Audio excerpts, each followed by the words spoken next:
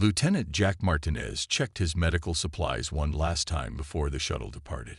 His hands moved quickly through the inventory list on his tablet. Bandages, antibiotics, plasma substitutes. Everything a combat medic might need during a first contact mission. Though the U.S. Horizon's captain had assured the crew this would be peaceful, Jack knew better. Space was unpredictable. 5 minutes to departure, Lieutenant, called the pilot from the cockpit. Jack nodded and secured himself in his seat. Through the small window, he could see the diplomatic team boarding the main shuttle. They wore their dress uniforms, pressed and perfect. Jack wore his medical uniform with the Red Cross symbol that was recognized across human space. The U.S. Horizon was humanity's newest deep space vessel. It was built for exploration and first contact situations like this one. After discovering signs of the Vordani 3 months ago, both species had finally agreed to meet. All systems green. We are cleared to launch, the pilot announced. The medical shuttle hummed to life and lifted from the deck. Jack watched as the stars became visible outside. Among them was the designated meeting point, a small space station built quickly in neutral territory. First alien species in 15 years, said Greg, another medic sitting across from Jack. You nervous? Just focused, Jack replied. He wasn't one for small talk before missions. As they approached the meeting point, Jack saw the Vordani ships for the first time. They were sleek and curved, unlike the blocky human designs. Their hulls shimmered with a blue-green color that reminded him of Earth's oceans. They're beautiful, Jack said quietly. The main diplomatic shuttle docked first. Jack's medical shuttle waited nearby, ready to assist if needed. Everything seemed to be going according to plan. Then the alarms blared. Multiple ships dropping out of faster-than-light travel. The pilot shouted. They're not Vordani. Jack rushed to the window. Dark, spiked ships appeared around the meeting area. They moved with aggressive precision. Krell warships, the pilot explained, fear in his voice. They've been expanding their territory for years. Command didn't think they'd reach this sector yet. The first shots fired across space. Green energy beams cut through the darkness, hitting one of the Vordani ships. The peaceful meeting had become a battlefield in seconds. We're moving to assist, the pilot called, steering the medical shuttle toward the damaged Vordani vessel. Jack grabbed his emergency kit. Greg, prepare the trauma bay. The medical shuttle shook as it flew through the chaos. Human and Vordani ships were firing back at the Krell attackers. Jack saw escape pods launching from damaged vessels. We have Vordani life signs ahead, the pilot reported. Looks like a damaged fighter craft. Jack looked through the front viewport and saw the small Vordani ship spinning out of control, heading toward a nearby moon. Follow it down, Jack ordered. We can help them. The pilot nodded and changed course. As they entered the moon's thin atmosphere, something hit them hard. We're hit. Starboard engine down, the pilot shouted, fighting with the controls. The shuttle spun wildly. Jack was thrown against his restraints. Equipment crashed around the cabin. Greg was knocked unconscious, blood flowing from a cut on his head. Brace for impact, the pilot screamed. Jack closed his eyes as the shuttle hit the moon's surface. Metal tore and screamed. He felt a sharp pain in his side before everything went dark. When he opened his eyes, smoke filled the cabin. The pilot wasn't moving. Greg lay still on the floor. Jack's side hurt where something had cut through his suit. He touched his biomask, finding it intact but damaged. A warning flashed on his suit display. Oxygen recycler damaged. 8 hours of air remaining. Jack unbuckled himself and stood unsteadily. Through the cracked viewport, he could see the toxic yellow atmosphere of the moon. And in the distance, the crashed Vordani fighter. Someone might still be alive in there. Despite his own injuries, Jack knew what he had to do. He grabbed a portable medical kit, made sure his biomask was sealed as best it could be, and headed for the airlock. A rescue would come, but until then, he had a job to do. Jack stepped onto the moon's surface, His boots sank slightly into the dusty ground.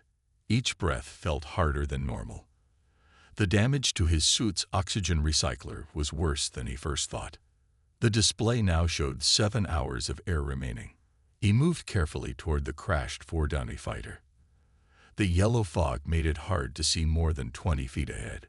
Jack's training took over, 1 foot in front of the other. Stay alert. Focus on the mission. The Vordani ship was smaller than he expected. It had cracked open like an egg. Parts of its blue-green hull were scattered across the ground. As Jack got closer, he noticed a trail in the dust. Something had been dragged away from the wreck. Jack followed the trail. His side ached where his suit was damaged. The cut wasn't deep, but it needed treatment soon. The trail led to a small crater. Inside, Jack found what he was looking for. A Vordani pilot lay motionless on the ground. The alien was tall and slender with 4 arms. Its skin was pale blue with small ridges. The pilot's suit looked similar to human designs, but with extra sleeves and a larger chest piece. Jack knelt beside the Vordani. The alien's biomask was intact, but Jack could see blood, a dark purple color, seeping through tears in the suit. The pilot wasn't moving, but Jack's medical scanner showed life signs. "You're alive," Jack said, though he knew the alien couldn't understand him. "Let's keep it that way."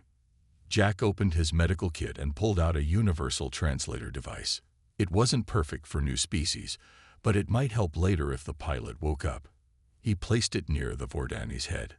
Next, Jack examined the pilot more closely. One of the lower arms was bent at an unnatural angle. There was a deep gash across the alien's chest.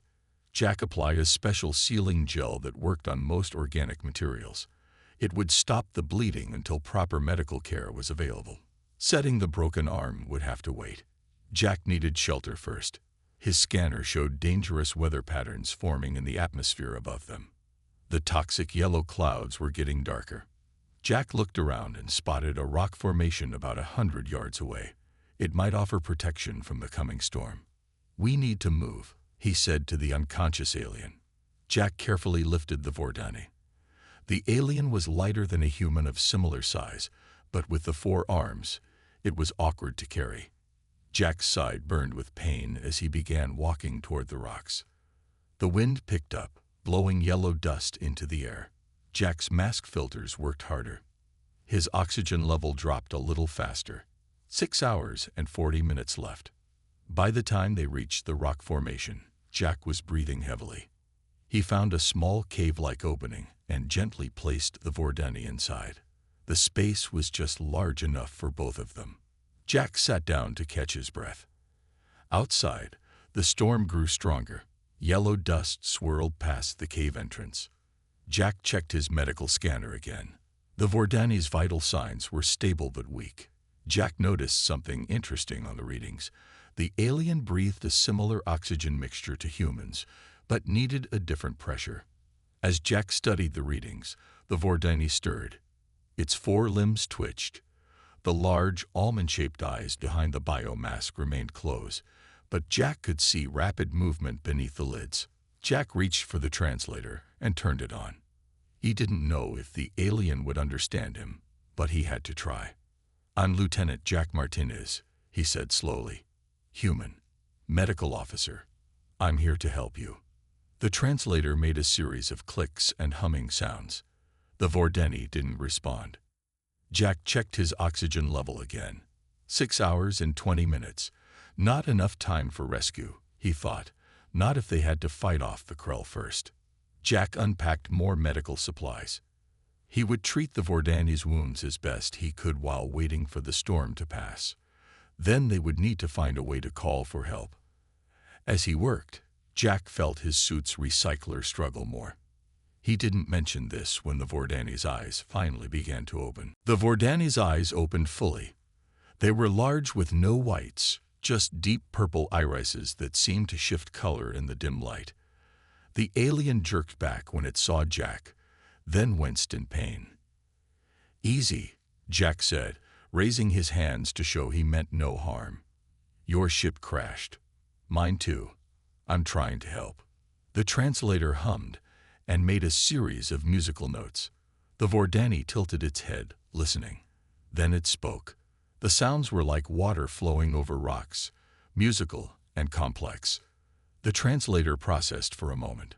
Where am I? Who? You? The translation was broken but clear enough. I'm Lieutenant Jack Martinez, human medic. Your fighter crashed on this moon. My medical shuttle crashed too. We were both hit in the attack. The Vordani looked down at its injured body, then back at Jack.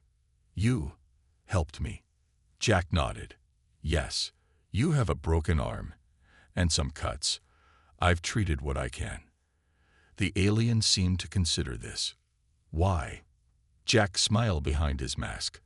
That's what medics do. We help people who are hurt. Doesn't matter where they're from. The Vordani was quiet for a moment. Then it raised its upper right arm and placed it against its chest in what Jack guessed was a formal gesture. I am Shalier, Squad Leader, Vordani Defense Force. Jack repeated the gesture. Nice to meet you, Shalier. Shalier tried to sit up but struggled with the pain. Jack helped, supporting the alien's back. The Krell, Shalier said. They attacked without warning. Why? I don't know, Jack replied. We weren't expecting them either. Jack checked his oxygen levels again. 5 hours and 45 minutes. The recycler was failing faster now. He didn't let his concern show. We need to find a way to contact our ships, Jack said. Do you have an emergency beacon? Shalier nodded and pointed to a device on her suit. It was cracked and dark. Damaged in crash. Jack showed his own beacon, also damaged. Mine too. He studied both devices. Maybe we could combine parts. Make one working beacon. Shalier seemed to understand. She watched as Jack opened his toolkit and began examining the beacons. The storm will pass soon, Jack said, looking toward the cave entrance where yellow dust still swirled. Then we can look for better shelter and work on the beacon. Shalier pointed to Jack's side where his suit was damaged. You? Injured? Jack nodded. It's not too bad. I patched it, but my oxygen recycler was damaged. I have about 5.5 hours of air left. Shalier's eyes widened slightly. She reached into a pocket on her suit and pulled out a small device. This might help. She handed it to Jack. Jack examined it. It looked like a small filter with crystals inside. It cleans air, Shalier explained. For emergencies. Not made for humans, but might work. Jack was touched by the gesture. Thank you. I'll try it if things get critical. The storm began to quiet outside. Jack packed up his supplies and helped Shalier to her feet. She was unsteady, but could walk with Jack's support. There might be more shelter over that ridge, Jack said, pointing, and higher ground would be better for a signal. They moved slowly out of the cave. The yellow clouds had thinned, revealing a sky filled with streaks of orange and red. In the distance, they could see flashes of light in space. The battle was still going on. My squadron, Shalier said quietly, looking up. My people. My crew too, Jack replied. They're fighting back. They won't abandon us. As they walked, Jack felt his breathing grow more labored. The suit was compensating by using more oxygen. His display now showed 5 hours and 20 minutes. Tell me about the Vordani, Jack said as they climbed. He wanted to keep Shalier talking, to learn more about her people, and to distract himself from his own situation. Shalier began to speak about her world, her people's history, and their first ventures into space. Jack listened carefully, storing away the information. If they survived, this would be valuable for diplomats. What neither of them noticed were the dark shapes moving on a distant ridge, watching them. The Krell had landed on the moon too. Jack and Shalier reached the top of the ridge. From this height, they could see far across the moon's surface. The yellow fog had settled in low areas, creating pools of toxic mist between rocky outcrops. Look, Shalier pointed with one of her upper arms. More crash sites. Jack followed her gesture and saw debris scattered across the landscape. Some looked like Vordani design, others human. "We should check for survivors," Jack said, though he knew his oxygen wouldn't last for a lengthy search. Shalier nodded in agreement. "Yes. This way first." She pointed to the closest wreckage, about half a mile away.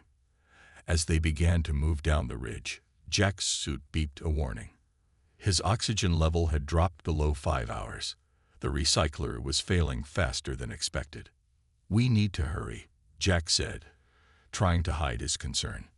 They made their way carefully across the rocky terrain. Jack noticed that Shalier moved with military precision, despite her injuries. She scanned their surroundings constantly. "Wait," she said suddenly, dropping into a crouch. Jack did the same. "What is it?" he whispered. "Movement. Ahead and to the right."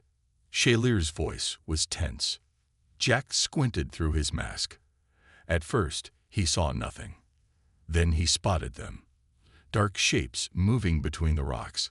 Their armor was spiked and angular, matching the design of their ships. "Krell," Jack whispered. "They must be searching for survivors too." Shalier's hand moved to her side where a weapon would normally be holstered, but it was empty. She had lost her sidearm in the crash. "We need to change direction," she said. "Without weapons, we cannot fight them." Jack nodded in agreement. They began to move quietly away from the Krell patrol, keeping low and using the rocks as cover. "There's another wreck over there," Jack pointed to their left. "It looks like a small shuttle. Maybe we can find supplies or weapons." They changed course toward the crashed shuttle. It was human design, but not Jack's medical vessel. As they got closer, Jack recognized it as a security shuttle from the U.S. horizon. "My ship's security team," Jack explained to Shalier. They would have been armed. They approached the shuttle cautiously. The hull was cracked open, but there was no sign of movement inside. Jack went in first, while Shalier kept watch. The interior was dark and silent. Jack found 3 crew members, all dead from the crash. He said a quick prayer for them, then began searching for anything useful. "I found emergency rations," he called to Shalier, "and a first aid kit." He continued searching and discovered a working laser pistol under a fallen panel. As he collected the supplies, a soft peep from his suit reminded him of his dwindling oxygen. 4 hours and 30 minutes left. Jack returned to Shalier with the supplies. He handed her the laser pistol. "You're the soldier," he said. "You should carry this." Shalier accepted the weapon with a nod of thanks. "We should move quickly. The Krell will find this wreck soon." They continued their journey, now heading toward higher ground where they hoped to work on their emergency beacon. Jack's breathing was becoming more labored, and he felt a headache forming behind his eyes. Early signs of oxygen deprivation. As they climbed a steep slope, they heard a sound that made them both freeze. Voices and heavy footsteps. They ducked behind a large boulder just as a Krell patrol appeared at the bottom of the slope. There were 5 Krell soldiers, heavily armed and armored. They moved with purpose, scanning the area with devices that looked like advanced sensors. "They're tracking survivors," Shalier whispered. Jack and Shalier watched as the Krell discovered tracks leading to the security shuttle. The patrol leader gave orders, and 2 soldiers moved to investigate the wreck. "They'll know we were there," Jack said. "We need to move faster." They backed away slowly, then turned to continue up the slope. But as they reached the top, they saw something that made their hearts sink. A Krell ship had landed on the plateau ahead, and more soldiers were exiting the vessel. "We're trapped between them," Shalier said, her voice tight with tension. Jack looked at his oxygen display. 4 hours and 15 minutes. Time was running out in more ways than one. Jack pulled Shalier back down behind the rocks. They needed a plan. Fast. "There," Shalier whispered, pointing to a narrow crack in the cliff face about 50 yards to their left. "We might fit through there." Jack nodded. They waited until the Krell patrol below turned away, then moved quickly and quietly along the ridge toward the crack. The opening was barely wide enough for them to squeeze through. Jack went first, turning sideways to fit his shoulders through the narrow space. Shaleer followed, her slimmer form making it easier despite her 4 arms. Inside, the crack widened into a small cave.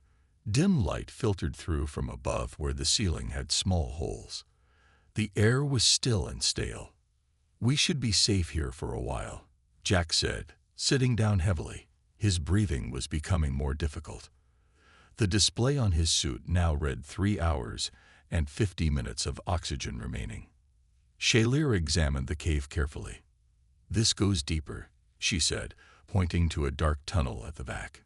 "Maybe another way out." Jack nodded but didn't move. He needed to rest and conserve oxygen. "Let's work on the beacon first," he suggested. They laid out the parts from both their damaged emergency beacons. Jack had some basic tools in his medical kit, and Shaleer proved to be skilled with technology. "On my world, I was an engineer before joining the Defense Force," she explained as her 4 hands worked quickly on the delicate components. Jack watched with admiration. 4 hands must be useful for that kind of work. Shaleer made a sound that Jack's translator identified as laughter. "Yes, humans manage well with just 2, though." As they worked, Jack asked more about the Krell. "Why did they attack our meeting? What do they want?" Shaleer's expression darkened. "The Krell take what they want. They see other species as threats or resources. Nothing more." She paused her work. "They have attacked Vordani outposts for years. We thought this sector was safe." "They've hit human colonies too," Jack said. "But our leaders didn't know it was the same species until now." Shaleer looked at him with surprise. "The Krell have been fighting both our peoples separately." "Seems that way," Jack replied. "They probably didn't want us comparing notes and figuring that out. A diplomatic meeting between humans and Vordani would be a threat to them." Shaleer reasoned. "If we shared information about Krell attacks, we might form an alliance against them." Jack finished her thought. They worked in silence for a few minutes, both considering the implications. Jack's headache was getting worse, and he felt slightly dizzy. His suit beeped another warning. 3 hours and 30 minutes. Shaleer noticed his discomfort. "Your air is running low." It wasn't a question. Jack nodded. "The recycler is failing faster than I expected."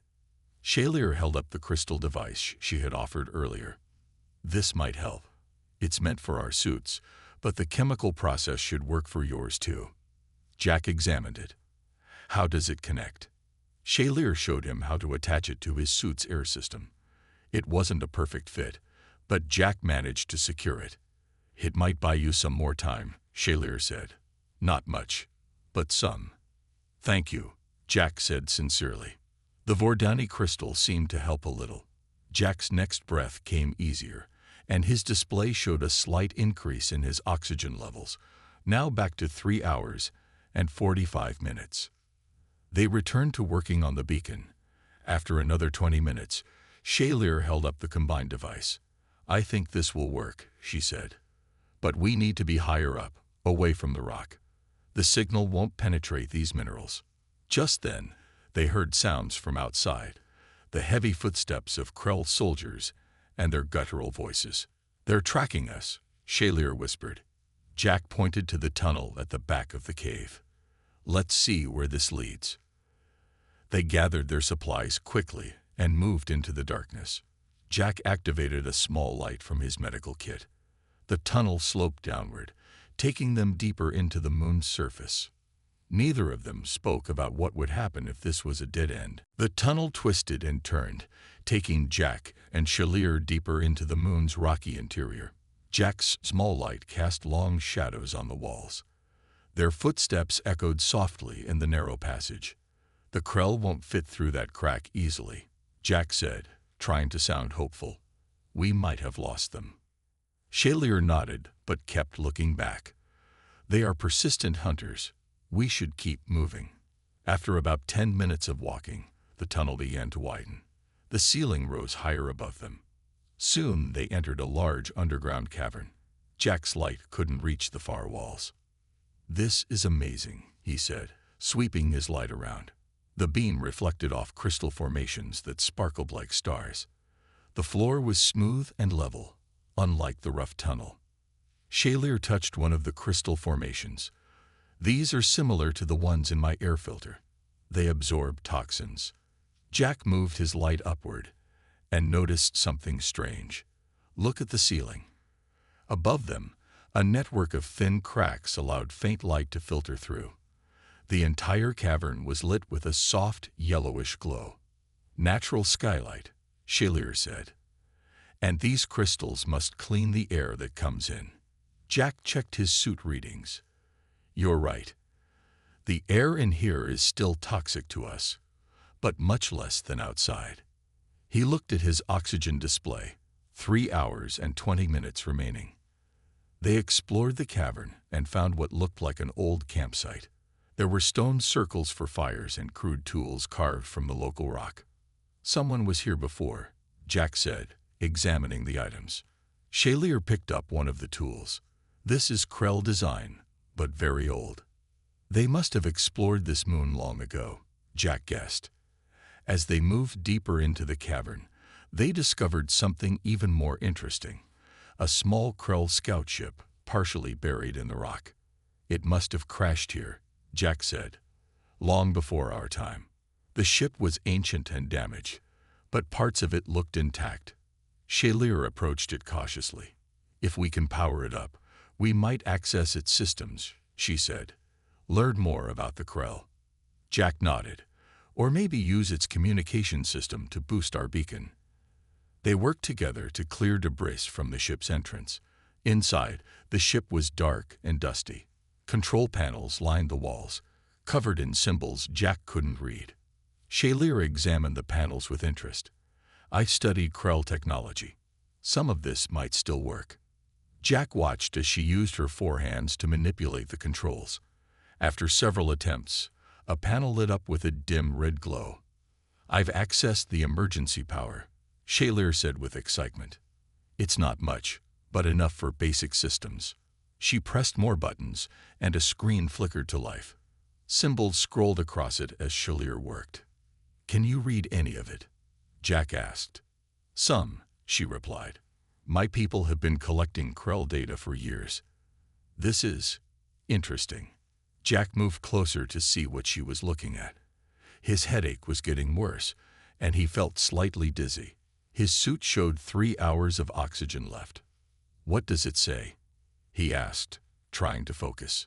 This ship was part of an early scouting mission, Shalier explained. The Krell were mapping this sector over 50 years ago. She continued reading. There's a tactical database here.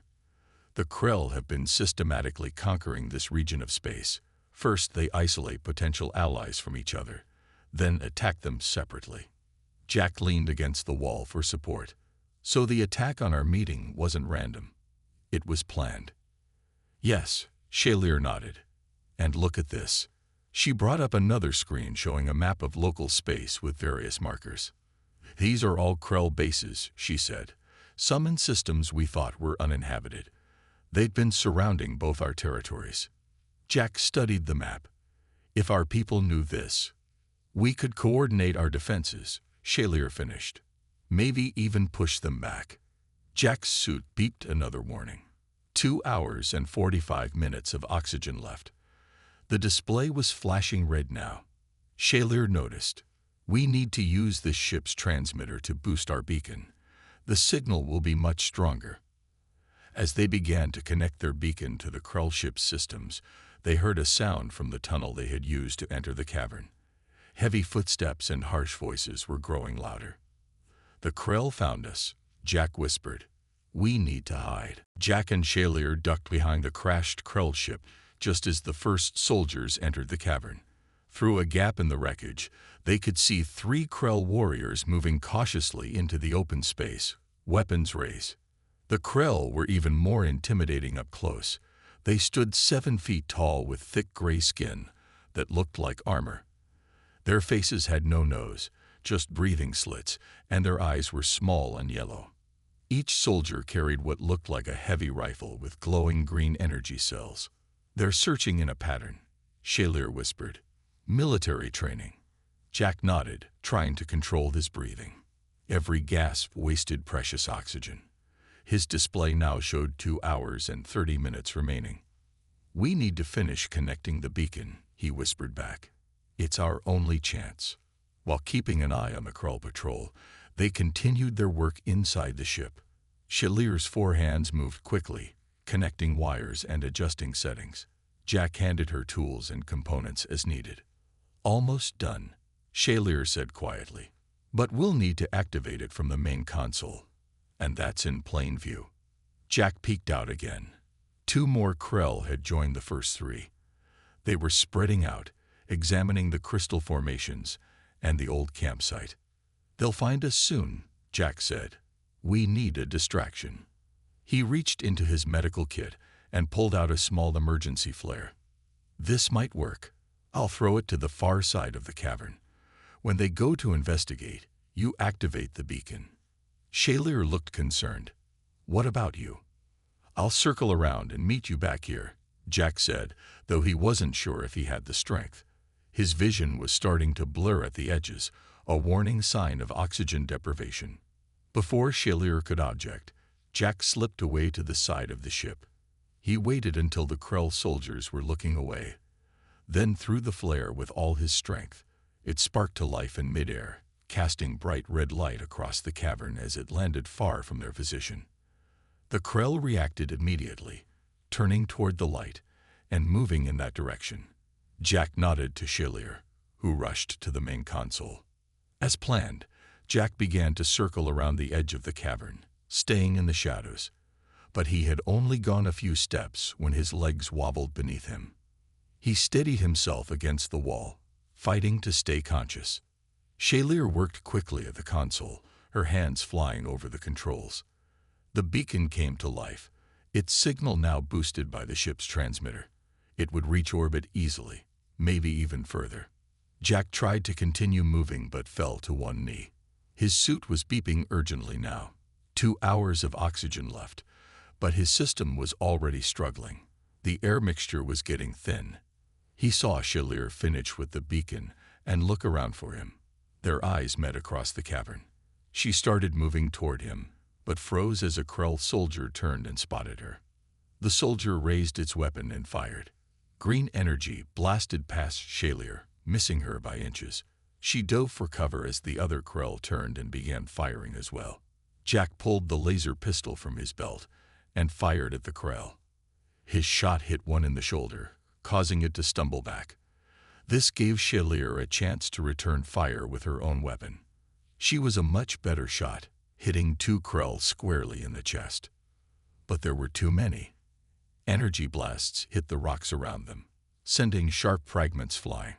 Jack felt something strike his helmet, cracking his visor. Warning alarms blared in his ears as the suit's integrity was compromised.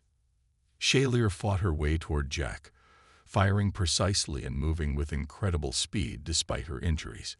She reached him and pulled him behind a large crystal formation as the Krell continued their assault. "Your mask," she said with alarm. "It's damaged." Jack could feel it now, the toxic air seeping in through the crack.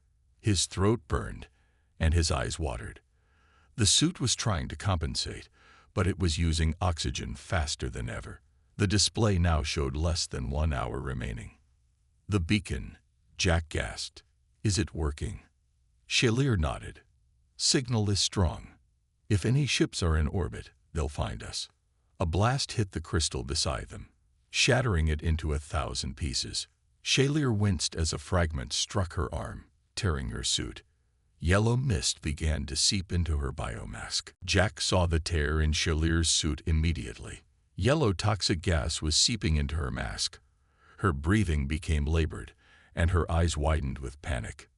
"Stay still," Jack said, pulling a patch from his medical kit. He quickly sealed the tear in her suit, but the damage was done. Some of the toxic atmosphere had already entered her mask. Shalir coughed violently. "Thank you," she managed to say between coughs. "But your mask." Jack touched the crack in his visor.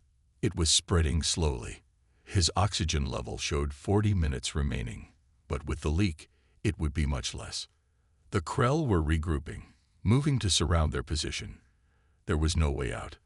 "We need to hold them off until help arrives," Jack said, checking the laser pistol's charge. It was nearly depleted. Shaylir nodded, but Jack could see she was struggling to breathe. The toxic air affected Vordani faster than humans. Her breathing was shallow, and her blue skin had taken on a grayish tint. Jack made a quick decision. He reached up and began unfastening his biomask. "What are you doing?" Shaylir asked, her voice weak. "Your mask is compromised," Jack explained. "Mine is too, but it's still working. The oxygen recycler is failing, but there's clean air inside." Shaylir's eyes widened as she understood. "No," she said firmly. "I won't take your air." Jack continued unfastening his mask. "Listen to me. The beacon is transmitting our location. Help will come. But you need to be alive when they get here." He looked into her eyes. "The information in that Krell ship needs to reach both our peoples. You're a military leader. You can make sure they form an alliance against the Krell. They need you more than they need me," he added softly. Shaylir started to object again, but another coughing fit overcame her. The toxic gas was harming her with each breath. Jack didn't wait for her permission. With quick, practiced movements, he removed his biomask. Immediately, the toxic air burned his lungs. He fought the urge to gasp and quickly secured his mask over Shaylir's damaged one. "Jack, no." Shaylir tried to push his hands away, but she was weakening. "It's already done," Jack said, his voice strained as he held his breath. "The mask is sealed to your suit now." He could feel his lungs screaming for air. His vision began to darken at the edges. With his remaining strength, he pushed the laser pistol into Shaylir's hands. "Hold them off," he managed to say. "Help is coming." Shaylir clutched his arm with two of her hands. "Why?" she asked. "Why sacrifice yourself for someone you don't even know?" Jack smiled through the pain. "Because that's what humans do at our best. We help each other, no matter where we're from." He could no longer hold his breath.